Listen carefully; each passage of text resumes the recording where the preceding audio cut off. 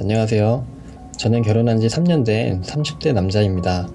다름이 아니라 3년 전에 알게 된 충격적인 일을 공유해보고자 글을 적게 되었습니다. 바로 본론으로 들어가 보겠습니다. 저희 장모님은 젊었을 때 장인어른과 이혼을 하셨었는데요. 이혼의 사유는 장인어른의 외도였습니다. 아내의 말로는 장모님이 아내와 이모님 등 주변 친척 및 지인들에게 워낙 장인어른의 욕을 많이 하고 다녀서 제 아내는 어릴 때부터 아버지에 대한 원망을 품고 살았었다고 합니다. 초등학교 졸업식이나 중학교 고등학교 입학 때도 아버지의 자리는 늘 비어 있었고, 졸업식 후 장모님과 단둘이 외식을 할 때 아버지와 함께하고 있는 식당 내 다른 가족들에게 눈이 가면서 그 가족들이 부러워져 그 부러운 만큼의 원망도 더 커져갔다고 했습니다. 하지만 시간이 흘러 아내도 결혼을 할 때가 되니 원망은 많이 했지만 이제 더 이상 어린 나이도 아니고 또 더 이상 마음의 응어리도 없으니 최소한 결혼했다는 소식만이라도 아버지한테 알리고 싶다고 하더라고요. 결국 고민하다 아내가 장모님께 말을 했더니 장모님이 울고불고 화내고 난리를 치시면서 장인어른이 어디 사시는지를 비롯해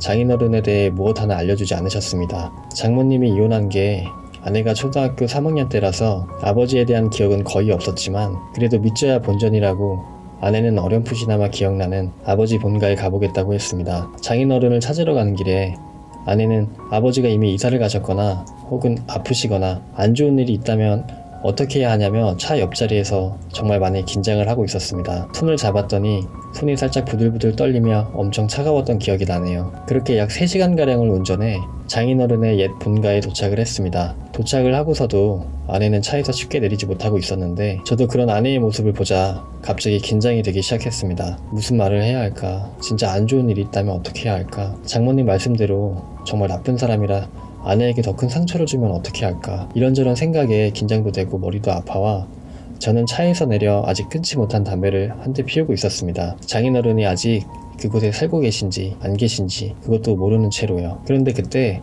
차 안에서 갑자기 아내가 다급한 몸짓으로 유리창에 똑똑똑 하더니 얼른 차에 타라는 제스처를 취했습니다. 네, 놀랍게도 장인어른은 아직 거기 그대로 살고 계셨습니다. 거의 20년 만에 본 것이지만 아내는 커진 동공으로 아버지를 정확하게 알아보았습니다. 하지만 처음 찾아간 그날은 멀리서 보기만 하고 결국 아버님께 말도 걸어보지 못하고 집으로 돌아왔습니다. 그 후 그대로 결혼식을 치루었고 아내는 아버지에 대해 더 이상은 말을 하지 않았습니다.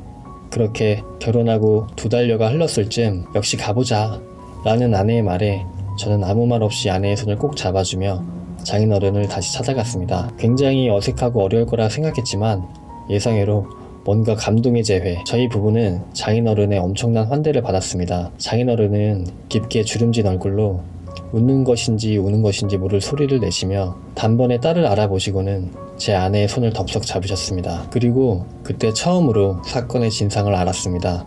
아내를 여러 번 만나러 갔었는데 장모님의 집요한 방해와 혼란을 주지 말라는 말에 눈물을 삼키며 단념하고 돌아가기를 차례였고 양육비도 아내의 대학 졸업 때까지 보냈다고 했습니다. 우리 딸 결혼할 나이는 되었다고 생각했는데 결혼식도 꼭 가고 싶었는데 못 가서 미안하다며 눈물을 훔치시고서는 저에게 고맙다는 말을 하셨습니다. 그리고 장인어른 댁의 집으로 들어가서 이런저런 이야기를 하다 갑자기 찾아와서 준비한 게 없다며 조촐한 홍시와 곶감을 내어주셨습니다. 그렇게 몇 시간 정도 살짝 어색한 기류 속에서 대화를 나누다가 언젠가 만나게 되면 아내에게 건네주려고 했었다면서 통장을 하나 건네주셨는데 굉장히 큰 액수의 돈이 들어있었습니다. 거절하기도 그렇고 받기도 좀 그런 상황이라 어떻게 해야 될지 모르고 있었는데 아버님께서 워낙 강경하게 가져가라고 밀어주셔서 한심하지만 앞으로 효도하겠다는 의미로 곱게 받았습니다. 이런저런 대화를 길게 하다가 아버님께 다음에 또 찾아뵙겠다는 말씀을 드리고 저희 부부는 집으로 돌아왔습니다. 그날 차 안에서 아내가 많이 울었던 기억이 나네요. 그 후 아내와 장모님의 싸움은 결혼한 지 3년이 넘은 지금까지도 계속되고 있습니다. 아내 입장에서도 20년간이나 속아서 아무 죄 없는 아버지를 원망하고 헤어져 있었다는 걸 알게 됐으니 충격이 많이 컸었던 것 같습니다. 참고로 장모님은 이혼 후 결혼은 안 한 걸로 봐서 아마 불륜 상대한테도 차인 게 아닐까 합니다. 지금은 장인어른이 계속 보낸 그 양육비도 아내를 위해 쓰였었는지조차 의심스럽습니다. 요즘은 명절 때마다 장인어른을 먼저 뵈러 갑니다. 먼저 뵈러 가서 하룻밤 자다 오는 반면 장모님께는 아내가 가기 싫다는 걸 사위인 입장에서 그냥 넘어갈 수도 없고 올라오는 길에 잠깐 들려 커피 한 잔 마시고 옵니다. 계속 아내와 장모님이 싸워 식사하기도 어렵네요. 아직은. 장모님의 인과응보라고 해야 할지 잘 모르겠습니다. 여러분은 거짓말하며 살지 마시길 바라겠습니다. 네, 사연 잘 읽어보았는데요. 아내분께서 정말 상처를 많이 받으셨겠어요. 그래도 지금이라도 진실을 알게 되고 더 늦기 전에 아내분이 아버지를 만나시게 돼서 참 다행이라고 생각이 드네요. 그동안 함께 못했던 시간들만큼 앞으로 남은 시간 동안은 좋은 추억들만 만드시길 바라겠습니다. 만약 여러분은 부모님의 큰 거짓말을 알게 되었다면 어떻게 하시겠어요? 여러분의 의견을 댓글로 남겨주시길 바랍니다. 오늘도 시청해주셔서 정말 감사합니다.